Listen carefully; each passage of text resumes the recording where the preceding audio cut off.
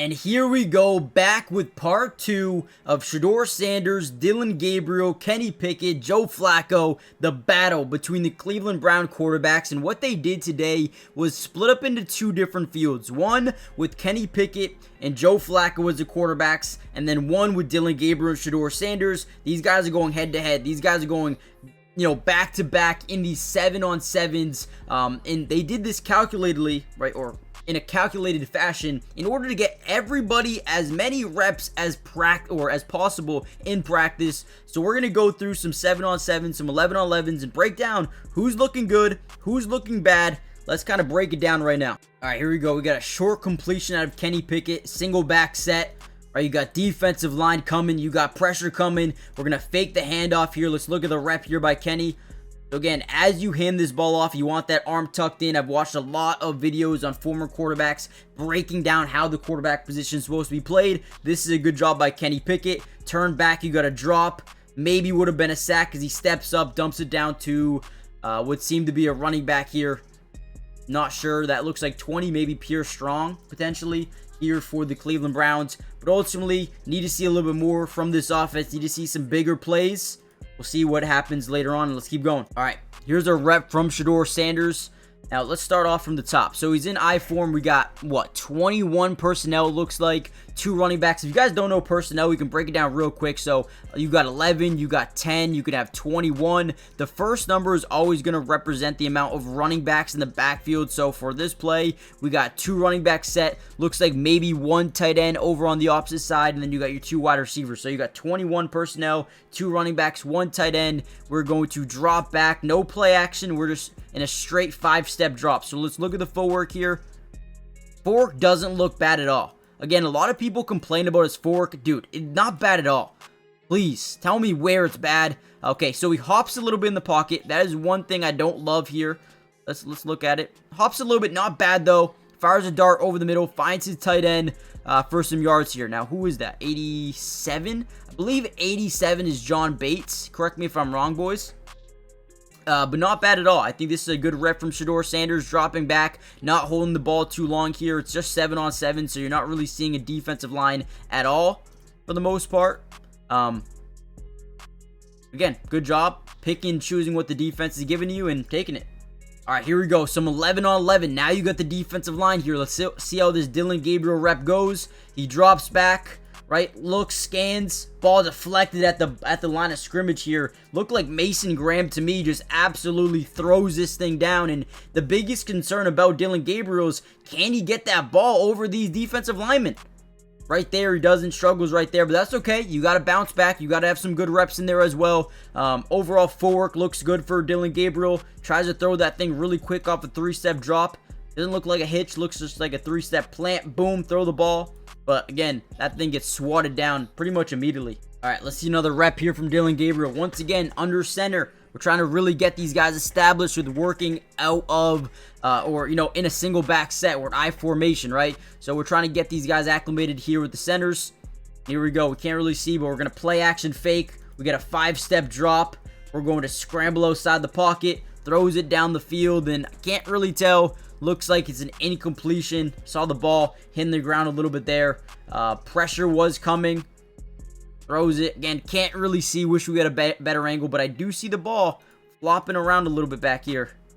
Yep, there it is. So, again, not sure how that play went. Wish I had a different angle, but that's all we get right there. We also saw a rep of Joe Flacco here out of the shotgun. Right, we got just 7-on-7, so no defensive line. As he drops back, we're going to get this angle route.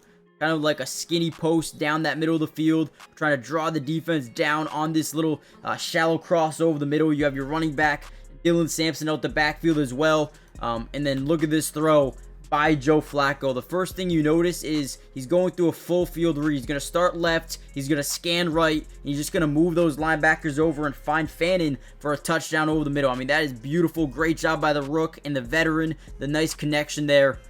Does get 2 feet in bounds. Let's go. All right, another ball here by Shedeur Sanders. Drops back, quick read. So on these quick reads, all you want to do is have a 1-step drop, okay? You want to, boom, plant that foot, throw it, let it fly. Great ball to the back corner of the end zone. These back pylon throws are some of the toughest throws you can make in football right now.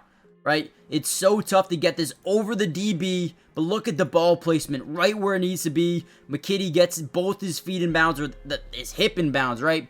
I mean, this is perfect. When you look at what a quarterback can do, you want to see these high, over the head type of throws. Beautiful, beautiful arc, beautiful placement. Everything here from Shedeur Sanders is really good. I mean, again, that placement right here of this football couldn't have been any better. Another big time throw here by Shedeur Sanders. Now again, just 7-on-7 work. You're going to see a lot more 11-on-11s in another video. But here we go. Shedeur Sanders in the gun, drops back. We're going to get another maybe 3-step drop. Not the cleanest drop in the world here, right? Got to work on that just a little bit. Footwork's not bad, just the drop needs to be a little bit better. Throws another one in another insane pass. Guys, the placement of his footballs are absolutely insane. Look at the placement of this thing. Okay, even better catch, but that is tremendous placement of a football. Give him some credit. And before we get any further into this video, guys, do me a big favor. Hit the like button if you haven't already done so. Most importantly, though, make sure you guys are subscribed to the channel. It is free. It doesn't cost anything to join the family. And we will be covering the Browns through all of not only OTAs, right, but also mandatory minicamp. We got training, we got everything, right? We're going to cover everything, preseason football, breaking down film of Shedeur, Dillon Gabriel, or Kenny, anybody, right? And then you got regular season, more film analysis. We got you guys covered. Join the family. What a throw by Shedeur Sanders right here, man. I could watch this all day long.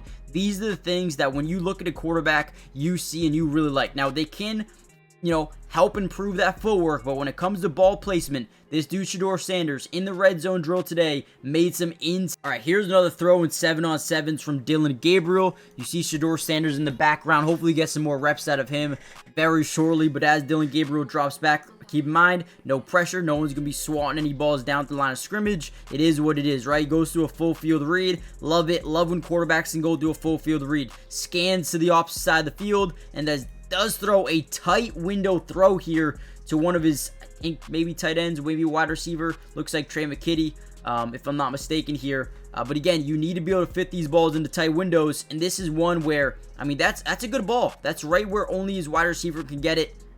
Great job here, and a great catch by the tight end through contact.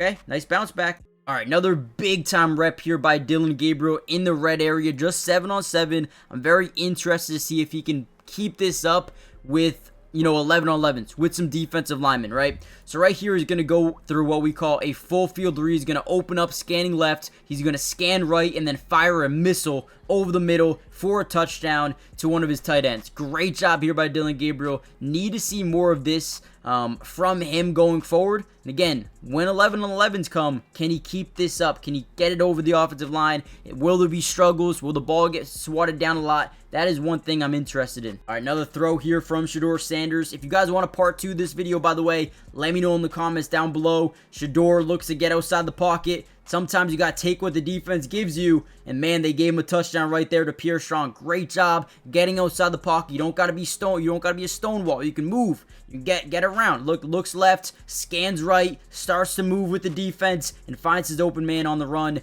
Great job by Shedeur Sanders once again. Now again, guys, we can post a part 2 if you want more film, more of this 11-on-11, 7-on-7 type of practice. All you got to do is let me know in the comments down below, and I'll see you in part 3 coming in the next few hours, maybe tomorrow. I'll see you guys then. Peace.